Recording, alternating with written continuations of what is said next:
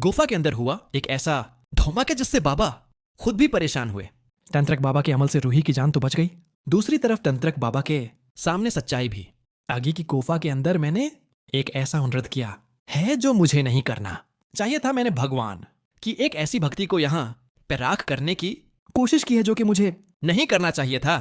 यहाँ जब तंत्रक बाबा अपने मंत्र पढ़ना शुरू कर देते हैं, वहीं से फिर रूही की आत्मा में अक्के शाले भड़कने लगते हैं। उत्मा पूरी तरह से अग के शूलों में झलस रही होती है।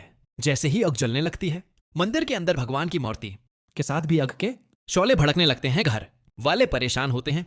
दादी नहार, समर और रतन को रोकने की कोशिश करती है कि आप लोग रख जाएं किसी फायर ब्रिगेड को बुला, लेकिन यहाँ पे आग बुझाते हैं क्योंकि इनरुद्ध हवा है। पता नहीं हमसे कौन सा नर्द हुआ है, वो शुरू कर देते हैं और ये वो इस तरह के मंत्र पढ़ रहे होते हैं। उसी टाइम बाबा के सामने रूही की सच्चाई आ जाती है कि यह आत्मा तो नहीं है, यह भगवान की ऐसी भक्ति है जिसके साथ हम ऐसा इंद्रद करने जा रहे थे जो हमें नहीं करना चाहिए। जब बाबा रूही की सच्चाई सुनते हैं कि सुकून ने मेरे रूह पे, मेरे शरीर पे उस तरह अपना कब्जा लिया गया हुआ है, तो इसी टाइम बाबा जंजीरों से रूही को इजाद करते हैं और रूही की पूरी बात सुकून से सुनते हैं और कहते हैं, बेटी हम तुम्हें और तो कुछ नहीं दे सकते, हमारे पास एक ऐसी शक्तिशाली रुद्राक्ष है जिसे हम तुझे देते हैं, तो तुझे तेरी रक्षा भगवान करेगा और तुझे उस शक्तिशाली आत्मा से हमेशा के लिए मुक्ति दिलाएगा। तो बाबा कहते हैं कि बेटा हमें क्षमा कर दीजिए, हमें इस तरह नहीं करना चाहिए था आपके साथ। तो रूही कहती है, बाबा अब सिर्फ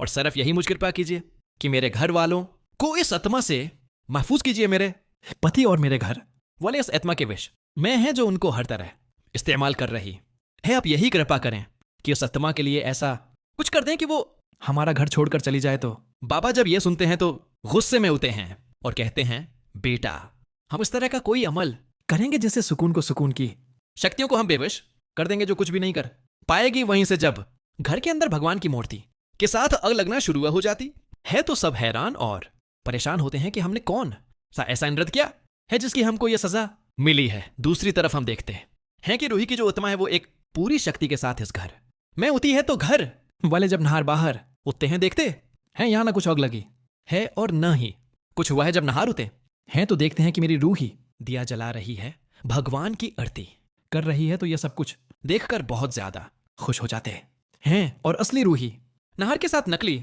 रूही के रूप में आकर इसी तरह रही होती है, क्योंकि अब तांत्रिक बाबा ने सुकून की शक्तियों को तो बेविश कर दिया है। इसी वजह से अब रूही अपने घर में अपने पति के साथ एक खुशहाल जिंदगी गुजार रही है। अगर अब लोग भी चाहते हैं कि रूह और नहार हमेशा हंसी खुशी रहते रहें तो कमेंट में आई लो नहार एंड रूही लखना ना भूलें।